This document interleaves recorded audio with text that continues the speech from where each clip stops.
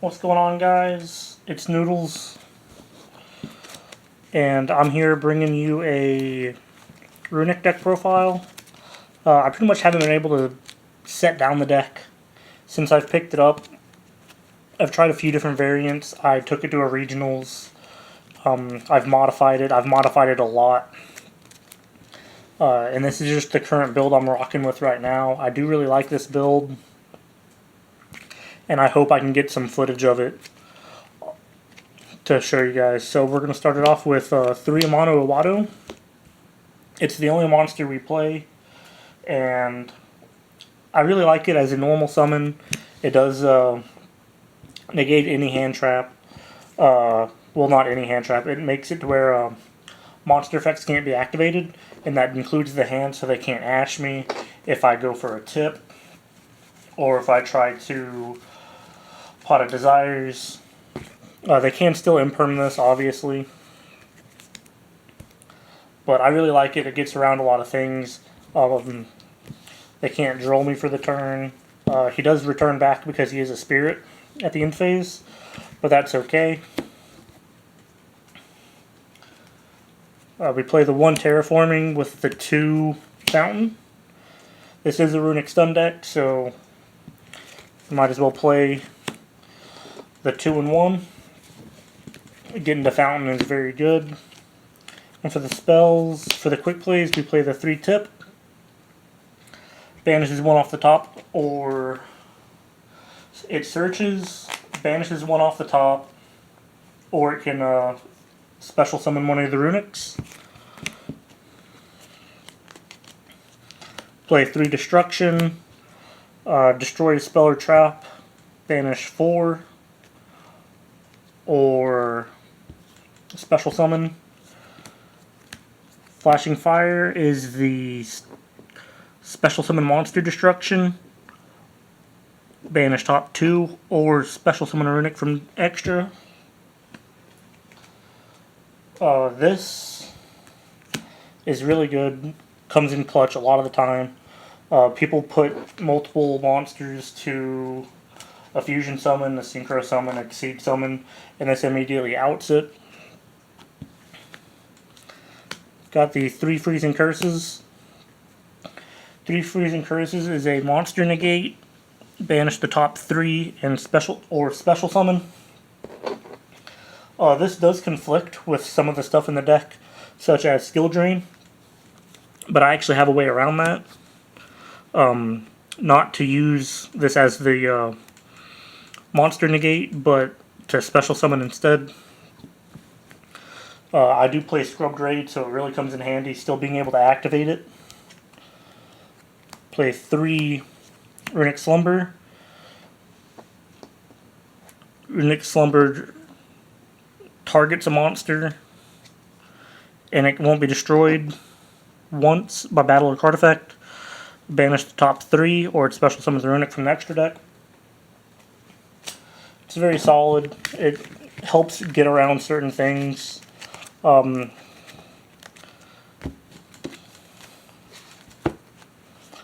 For the other Runick spells, we play 1 Smiting Storm, which banishes the top cards equal to up to the number of cards your opponent controls.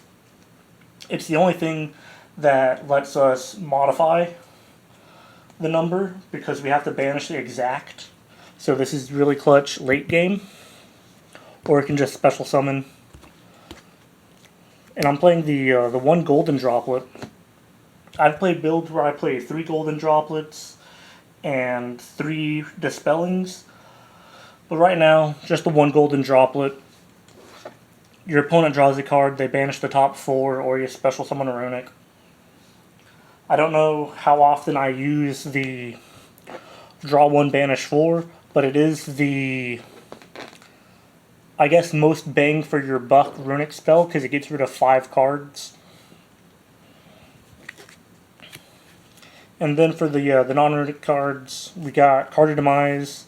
I've been thinking about cutting this. It's only kind of good in the early game, because late game you might have too many cards in your hand, and you won't really be able to activate it. So it's only really good early game.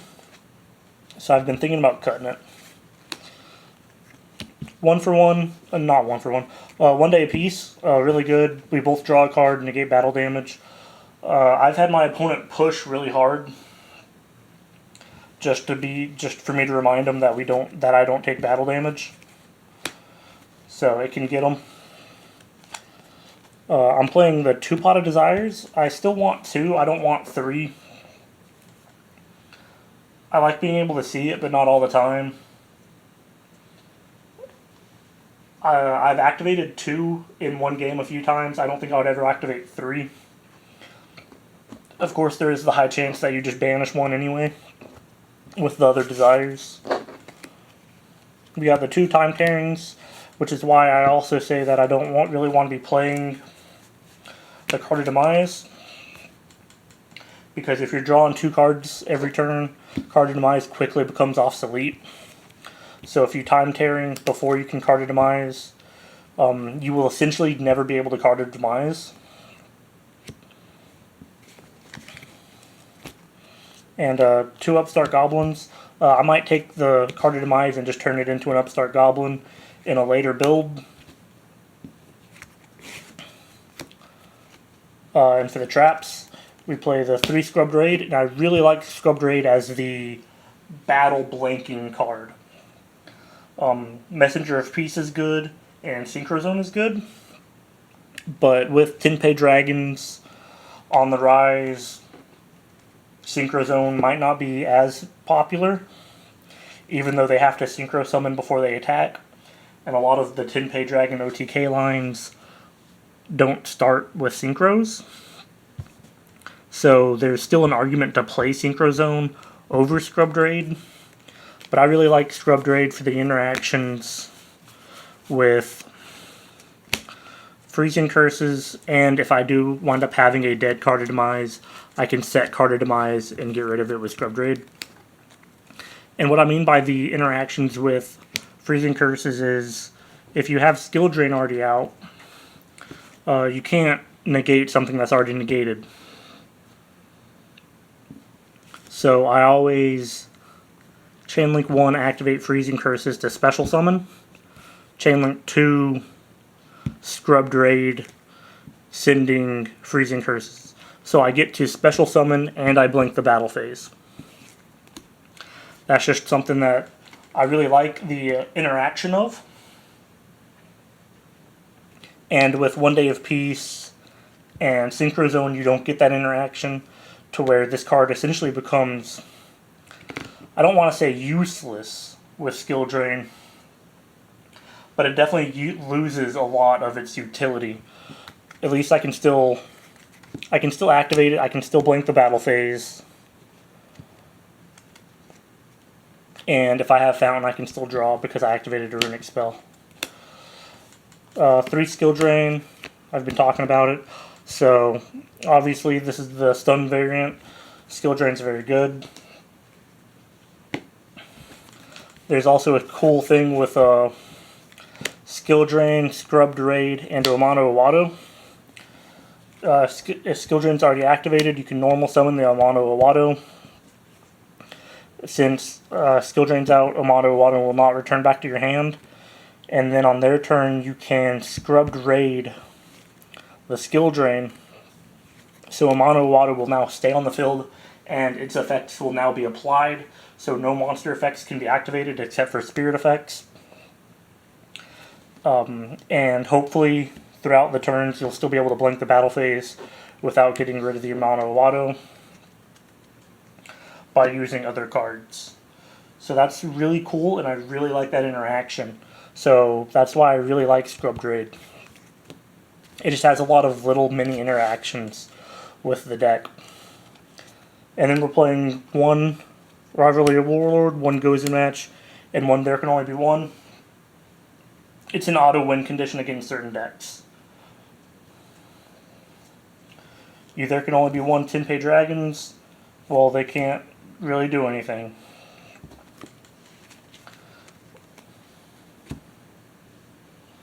So now let's go on to the extra deck. I think the extra deck is very simple.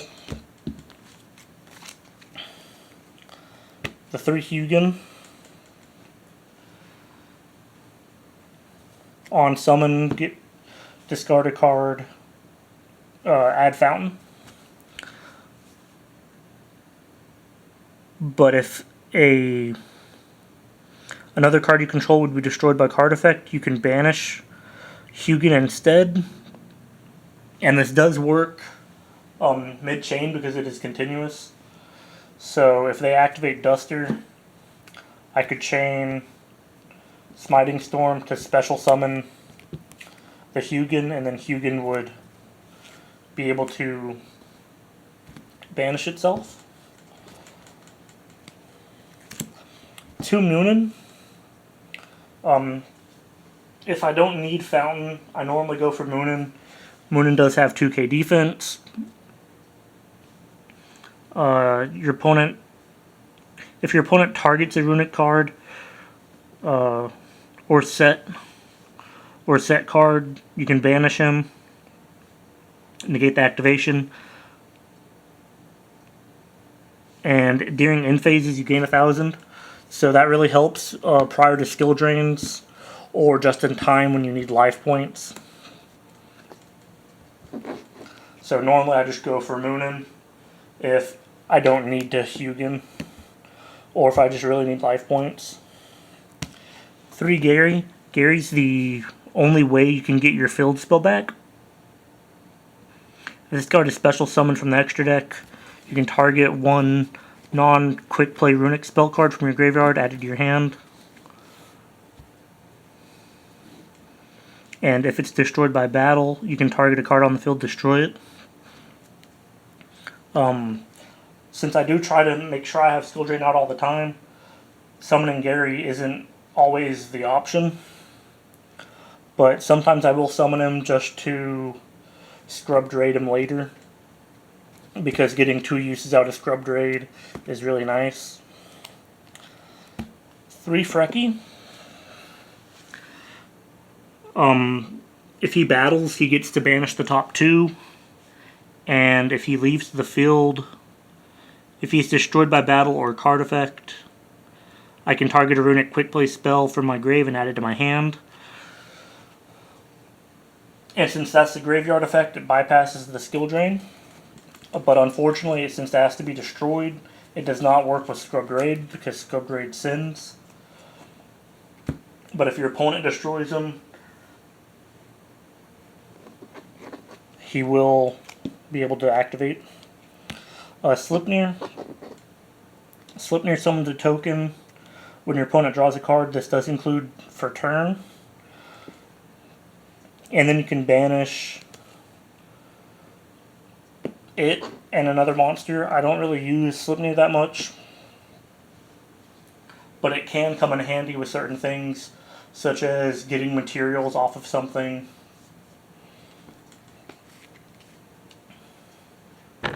Speaking of materials, let's move to the Exceeds. I run Sky Crisis just as a out to anything with 3k attack. Bagushka in case I need to slow something down and I don't have access to skill drain, but I have access to a mono Wado and a Runick spell to get Gary. And then I play the Evil Swarm Exciton Knight. I don't summon him that much, and if you have SP Little Knight, I would definitely prefer using it, but I don't have one. So Exciton Knight works just as good, not just as good, but it works fine. It has way more limited scenarios for its use. Now let's get into the side deck. I play the 3 Inspector Border. I side this out sometimes for the mono Wado. Sometimes I just go with a monster list build. It really depends on what I'm playing against and how much I need their monsters to be negated. Because unlike a mono Wado, he stays on the field and he has 2k attack and 2k defense.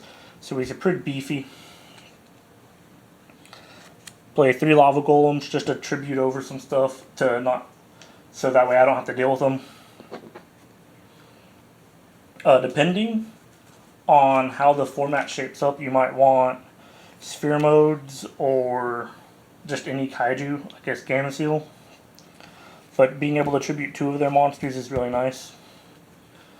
For time, we're playing Ghost Sisters and Spooky Dogwood, so that way you can gain life points. This deck is notorious for going into time. It is a stall deck after all. 3 Dark Bribes, so I can negate any spell or trap, such as Lightning Storms, Feather Dusters, Cosmics if need be. And then 3 Solemn Judgments, pretty much for the same thing as Dark Bribe, but it can also stop monster effects, which, without having skill drain, because you're not always going to have skill drain, is very needed, especially if the monster effect involves popping and you don't have access to one of your Runick fusions to prevent that. And that's going to be my deck profile, guys. Hopefully I can get some footage of it soon. I would really love to show off the scrubbed raid interactions with everything, because that's why I find part of it so fascinating. It's just all the little things with scrubbed raid. Maybe I'm just too focused on that, and I'm not thinking about other things, but I think it's really neat. Take it easy.